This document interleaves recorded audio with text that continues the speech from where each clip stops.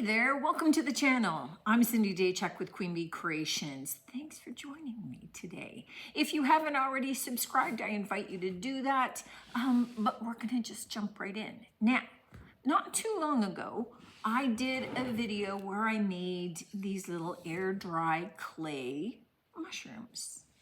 So I did some with like little red caps. I did some that were kind of little natural looking. And I suggested that they were great little kind of plant stakes. It's a fake plant, so I can't put them straight in because it's just hard. Well, there you go. And so what I have done is I've made some more. Now, these are drying. I need to paint them up tomorrow. Obviously, in this video, I'm not showing you how to make them, but I am going to drop the link in the description box so that you can go back and watch that video. What I am going to do is another craft using them. I had a lot of people say, okay, they're super cute little plant stakes. What else could I do with them? So this is a follow-up video showing you what else. All right, while I'm waiting for everything to dry and get painted up, I want to move on with the wreath. And you could do this with a foam wreath and entirely cover it with moss. That would be an option. You can take a metal base and cover it all with moss. I'm starting with an old grapevine wreath that I thrifted for $5.50. So really about $3 because 30% off. And what I want to do, I'm going to leave some of the grapevine showing, but I have, look at this stick I found. Look at this branch from outside. So I'm going to be cutting some of this and using some of the branches in there. I'm going to be using moss. I have some different kinds. Now these I got from the dollar store. So packets that have some variation, some that are just the plain green. And what I'm going to do is just kind of glue these down. I'm just going to be using some hot glue.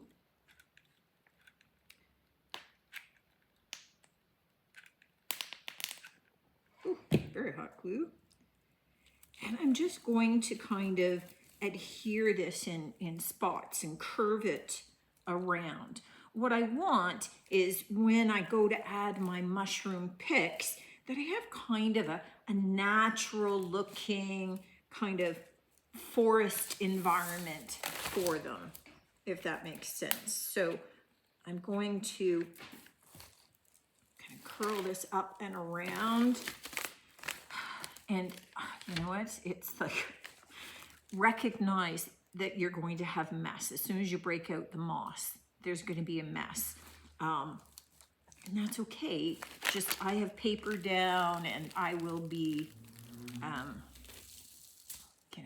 having to clean up the table afterward. But if you're working on your dining room table or something, just know, just be prepared for it. So I'm just going to continue gluing moss down. Now, I'm not putting this, as I said, I'm not putting this everywhere. I don't want it completely covered. I'm just looking at where I'm likely to be putting my mushrooms, which will be down more in this U space. And then I'll have branches coming up looking like maybe it's growing. So most of my mushrooms are going to be down in here. That's where I'm going to be putting the moss for the most part. And, I do have, like some Spanish mosses and things.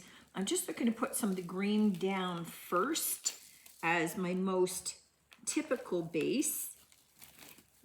And then I'll look whether I'm going to add some of the others in for texture. But I'm going to get the moss down first and then maybe bring you in overhead as we start positioning some of the sticks and things.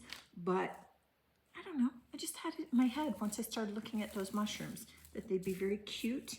They'd be very cute in a wreath. So we're going to go for it.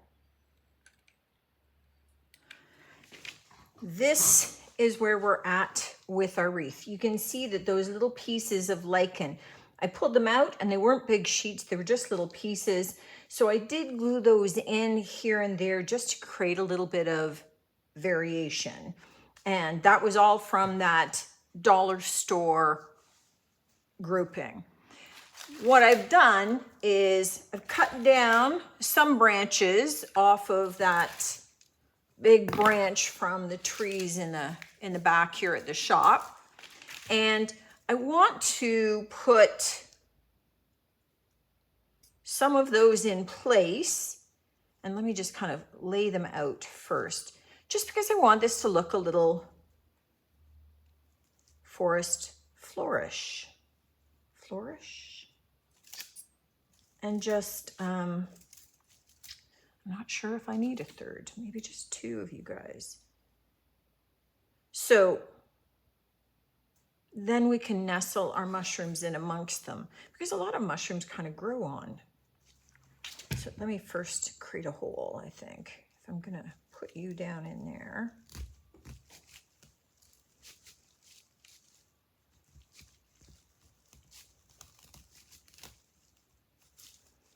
Okay, let me glue them up a bit so they'll maybe stay put. I think that what I will also do is grab a little floral pick afterward and just kind of deke it in there. And then this one maybe could, now you're going to stick out too much that way. Bonus. Okay, perfect.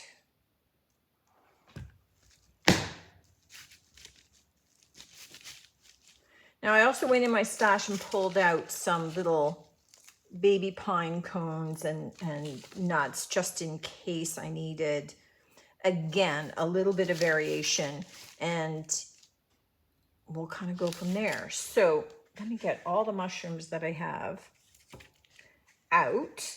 Now this doesn't mean, oh, and I just pulled you off the top, so let me glue him up. This doesn't mean that I need to use all these mushrooms. I'm just going to put them out and kind of see from a color perspective and a layout perspective. Just good to know what I've got, what is available for me to use. And so what I'm going to do is just kind of stick them in with the idea of seeing what they look like and then moving them around as necessary. Oh, this is going to look so cute. And then gluing them in place after.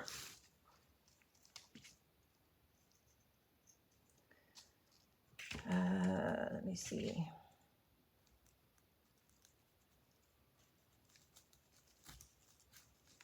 So we're kind of going in blind here with where sticks are and if I need to cut more off, and it's quite possible I do.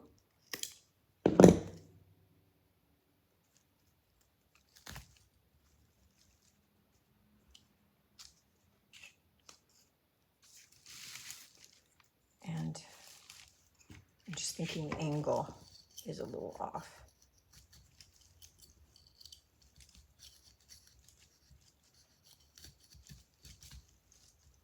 That looks better. So you see also that I have the moss covered piece on a bit of an angle rather than just straight across. And I just like kind of the organic take of that a little bit more, just so that it's not all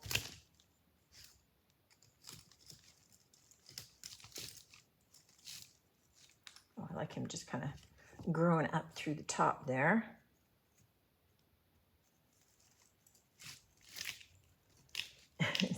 It's going in blind here, not knowing where all the little branches and twigs are and what's going to work. And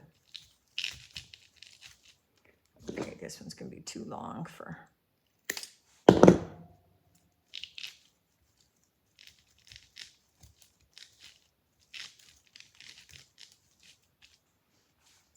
This is looking so cute. Okay, I'm loving these mushrooms, guys. I just, I'm so excited to use them in a project this way.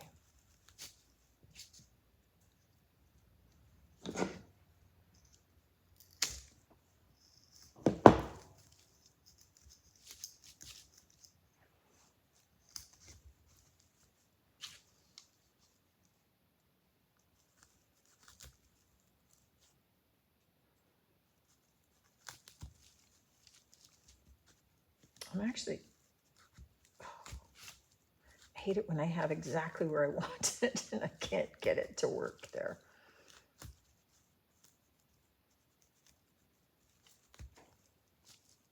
Nope, still no. Okay, you could go there. One left, but I don't think I need him. I might like you better.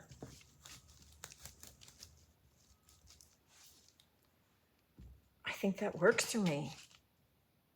Okay, I'm really liking this, guys. Okay, so what I'm gonna do now is I'm just gonna pull each of those picks out one by one and attach them in with some glue.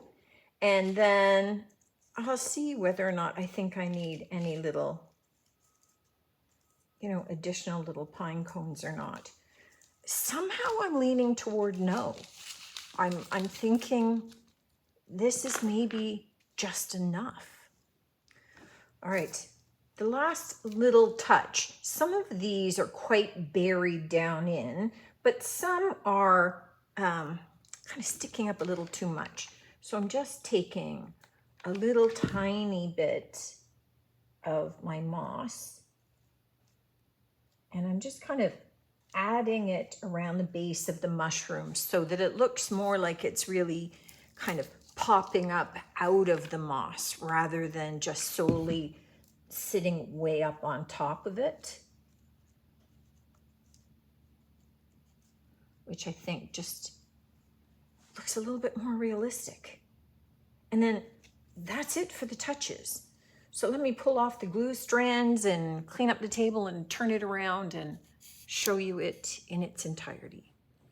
All right, let me turn this around and show you. This is our finished little wreath.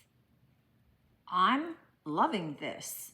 I think I like the combination of both kind of the beigey brown mushrooms and some of the red caps, just the natural sticks. And you know what? This is not one that you would attach a ribbon to. This is a put the loop on the back if it doesn't have a place just naturally with the grapevine to be able to do it. It's just kind of a nice, earthy, natural kind of wreath. And those mushrooms are just adorable in there.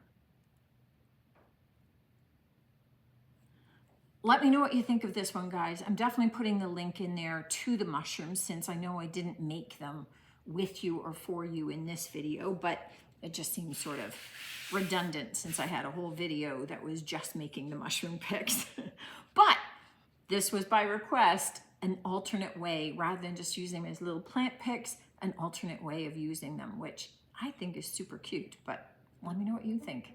Looking forward to seeing you on the next one. As always, until then, take care.